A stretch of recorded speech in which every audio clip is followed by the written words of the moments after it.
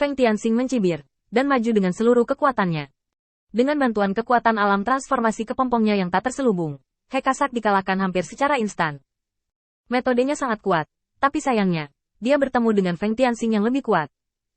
Sejak Da Feng Tianxing menemukan bahwa kehampaan memiliki kemungkinan serangan putaran kedua, dia mulai menyembunyikan kekuatannya, dan gunung permukaan selalu menjadi puncak untuk menghancurkan tubuh.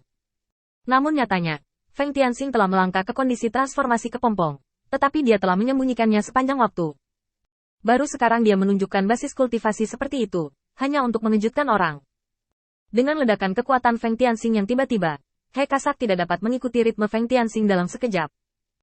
Dia memotong perisai Hekasak dengan satu pukulan, diikuti dengan pukulan punggung. Gemuruh guntur berlanjut, dan kekuatan guntur yang dibawa oleh pedang memaksa Hekasak mundur yang ingin melawan. Anda. Begitu dia keluar dari jarak yang aman, Hekasak tiba-tiba menunjuk ke arah Feng Tianxing, dengan sentuhan kekejaman di matanya. Mereka semua adalah murid Jia Luo. Bagaimana dia bisa berpikir bahwa dia tidak sebaik Feng Tianxing? Dia selalu berpikir seperti ini. Mulai dari alam tubuh rusak, peningkatan setiap tahap kultivasi membutuhkan banyak peluang, dan diperlukan upaya yang gigih untuk menerobos. Bahkan jika Feng Tianxing adalah seorang jenius, dia hanya memiliki kekuatan puncak dari tubuh yang rusak, yang sejalan dengan statusnya. Lagi pula, semakin kuat kekuatannya, semakin sulit untuk ditingkatkan. Dia selalu seimbang di dalam hatinya, dan bahkan sama-samar merasa bahwa kinerja jenius Feng Tianxing hanya karena kekuatannya terlalu rendah, alamnya rendah, dan jarak antara setiap alam tidak dapat diperlebar, ditambah dengan pemikiran hati-hati Feng Tianxing. Legenda seperti itu. Tapi sekarang, semua yang dia pikir ditampar ke tanah oleh Feng Tianxing, menghancurkannya dengan keras. Apa yang jenius bukanlah iblis seperti dia yang telah berlatih selama bertahun-tahun sebelum dia dipromosikan ke tingkat kelahiran kembali, tetapi orang aneh seperti Feng Tianxing. Sudah lebih dari 20 tahun sejak ia mendarat, tetapi ia benar-benar dapat melangkah ke puncak alam transformasi kepompong. Dibandingkan dengan Feng Tianxing, para jenius ini bukanlah apa-apa. Menatap Feng Tianxing. Berapa banyak hal yang telah kamu sembunyikan? Feng Tianxing menarik napas dalam-dalam, dan pisau guntur di tangannya tiba-tiba terbang dengan ringan. Di hadapan Hekasak, guntur yang menyilaukan menghilang tanpa jejak, dan semua perubahan tampak begitu alami. Aku hanya merasakan embusan angin bertiup di wajahku. Sebelum Hekasak bisa mengetahuinya, rasa sakit yang menusuk tiba-tiba datang dari pipinya. Ini seperti mencabik-cabik tubuh sedikit demi sedikit, dari kulit ke otot dan tulang, lalu ke daging dan darah. Semuanya mati, dan angin mati. Mengikuti kata-kata biasa Feng Tianxing, darah tiba-tiba menyembur keluar dari tubuh Hekasak, memancar keluar dari luka yang padat di tubuhnya. Pada saat ini, pikiran Hekasak benar-benar bodoh. Ini bukanlah sesuatu yang dapat dilakukan manusia, bahkan tuannya Jia Luo tidak dapat mengubah kekuatan Dao di tubuhnya dalam satu tarikan napas. Engah. Memuntahkan seteguk darah, Hekasak akhirnya menyadari monster macam apa yang dia hadapi. Tentu saja, monster. Mundur ke tepi sangkar, Hekasak terengah-engah. Dia ingin menemukan kesempatan untuk melarikan diri. Selama dia menyampaikan berita ini kepada Tuan Jia Luo, Feng Tianxing tidak akan pernah hidup, dan tuannya tidak akan pernah mengizinkannya. Ras iblis yang tidak terkendali muncul. Tapi idenya hanya untuk gagal. Bagaimana mungkin ada cacat dalam lingkaran sihir yang diatur oleh Feng Tianxing sendiri yang bisa dia pahami dengan santai? Kalaupun ada, itu hanya akan menjadi jebakan yang ditinggalkan oleh Feng Tianxing sebelumnya. Hekasak sama sekali tidak mengerti lingkaran sihir. Dia tidak bisa mengerti apapun. Setelah beberapa pengamatan, perhatiannya ditempatkan di bawah tanah.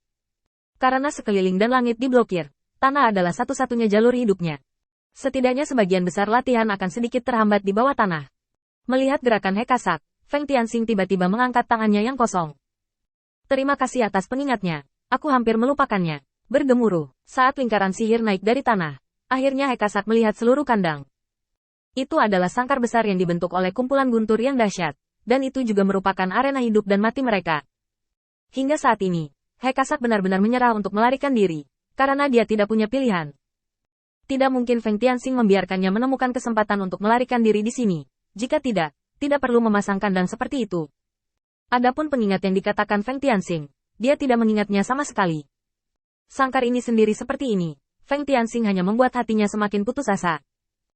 Dengan senyum acuh tak acuh, Feng Tianxing mengarahkan pisau ilusi di tangannya ke Hekasak. Katakan padaku, kematian seperti apa yang kamu inginkan, mungkin aku bisa memenuhimu.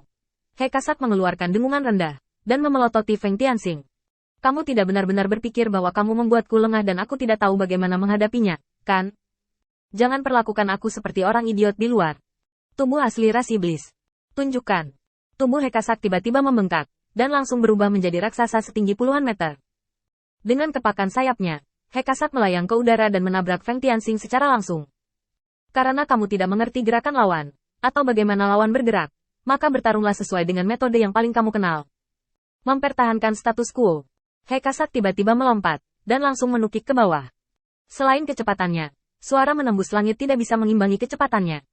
Hampir dalam sekejap, dia berada di depan Feng Tianxing, dan cakar tajamnya langsung merobek bayangan yang ditinggalkan oleh Feng Tianxing. Dengan geraman rendah, Hekasak meraih sisinya tanpa berpikir, mengandalkan insting yang terukir di tulangnya. Ledakan. Feng Tianxing terbang terbalik, matanya sedikit lebih serius. Jika metode tekanan sendiri tidak cukup, dia harus mengandalkan kekuatan keras untuk memakan Hekasak.